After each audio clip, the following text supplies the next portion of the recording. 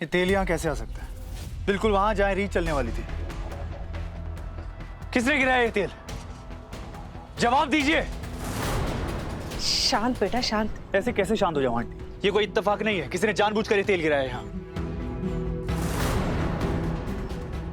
राघव जी बस कीजिए, यहाँ इतने सारे दिए चल रहे हैं, यहीं से आ गया होगा तेल। आप फालतू में इतना ड्रामा कर रहे हैं। अगर आपको समस्या है तो आप एक तरफ खड़े होकर अपनी पूजा कर लीजिए।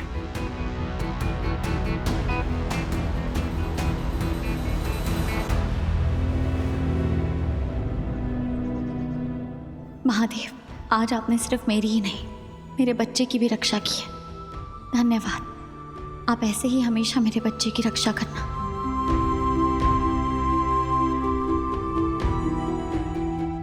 आज तो तुम बच गई रीत, क्योंकि किस्मत तुम्हारे साथ थी। पर हमेशा ऐसा नहीं होगा, याद रखना। कीर्ति इतनी आसानी से हार नहीं मानती।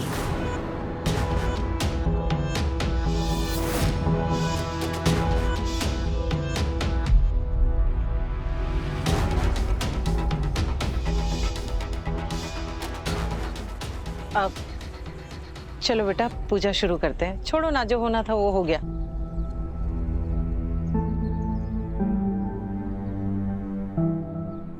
उन्नति, कपड़ा लेकर आओ और ये जितना भी तेल है सब साफ कर दो।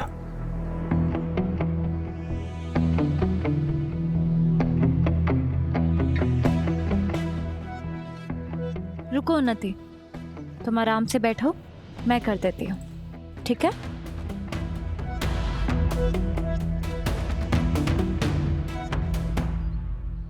राघव, मुझे आपसे बात करनी है।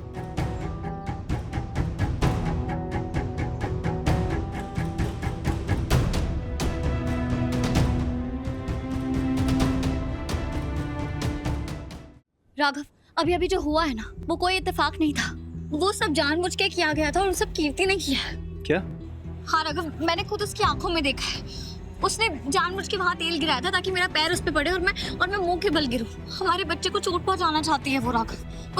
वो हमसे हमारा बच्चा छीनना चाहती है। रीत, काम डाउन। ये तुम्हारा वहम भी हो सकता है, पर कीर्ति इतने लोगों के सामने ऐसा क्यों करेगी? तभी तो ये परफेक्ट प्लान था राघव।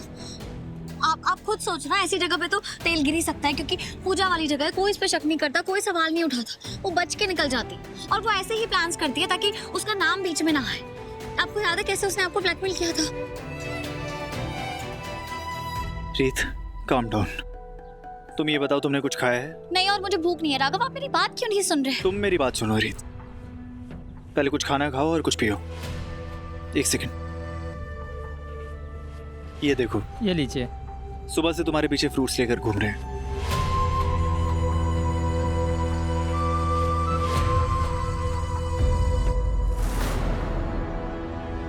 राघव! रीत, तुम ये खाओ और पूजा में आ जाओ। थोड़ी देर की पूजा बची है, हम बाद में बात करते हैं, ठीक है?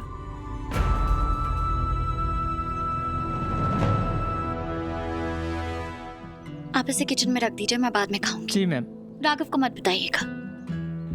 अब होगा मेरा अगला वार, और इस बार मैं चूकूंगी नहीं रीत। पंडित जी, उद्यापन शुरू होने से पहले ना हम हमारी रुद्राक्ष की माला शिवलिंग पे चढ़ाना चाहते हैं। बहू, जाओ बेटा लेकर आओ, माला लिया। इस माला की कोई खास विशेषता है? हाँ जी, ये हमारी पुश्तैनी रुद्राक्ष की माला है जो हम हर महाशिवरात्रि पर शिव जी को अर्पित करते हैं।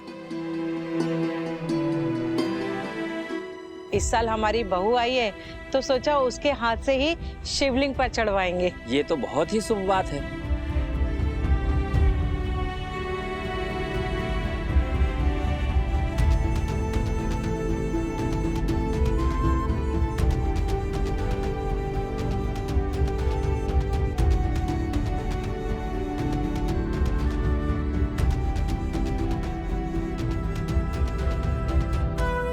ओम गंगे जमुना चैव गोदावरी सरस्वती नर्मदा सिंधु कावेरी जलेऽस्मिन् सन्निधिं कुरु हरिः ओम माल्यादीनि सुगंधिनी मालत्यादीनि वै प्रोमया तानि स्पाणि पूजार्थं प्रति गई है ताम्मा।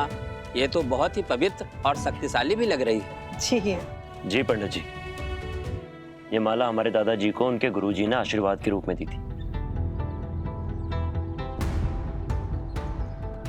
और तब से ये हमारे पास है और हम इसका हम पूरी श्रद्धा से ख्याल रखते हैं।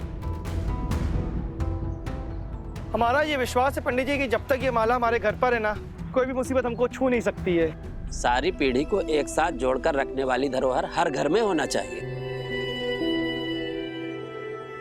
बहू, माला चढ़ाओ बेटा।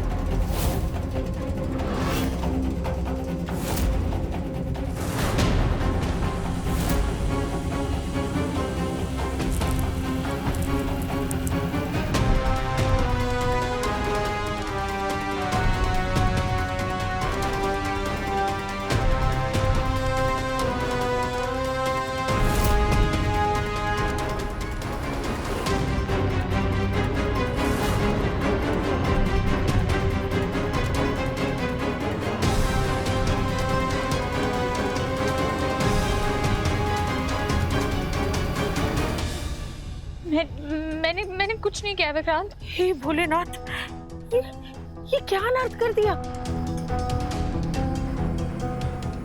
अरे दशकों से रखी हुई माला जिसका एक रुद्राक्ष 10 से मस नहीं हुआ, और आज तुम्हारा हाथ लगते ही पूरी माला टूटकर बिखर गई।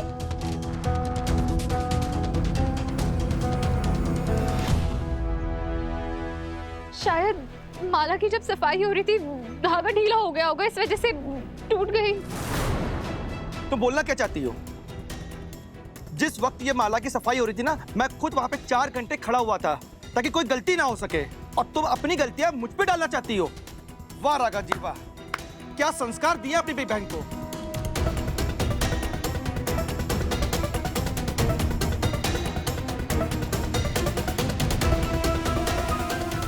माँ, गुरुजी ने कहा था कि अगर इस माला को कुछ भी हुआ ना तो विनाश हो जाएगा।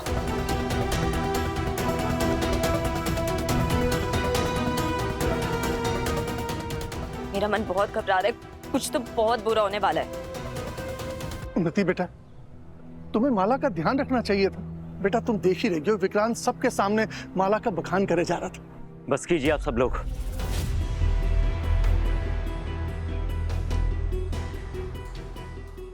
जो अनर्थ होना था हो गया, और पाप किसी से भी हुआ, लेकिन प्रायश्चित पति पत्नी का धर्म है।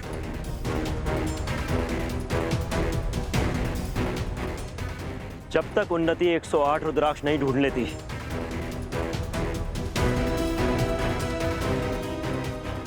शिव जी के लिए बनाया हुआ ये आटे का दिया मेरे हाथ पर जलता रहेगा।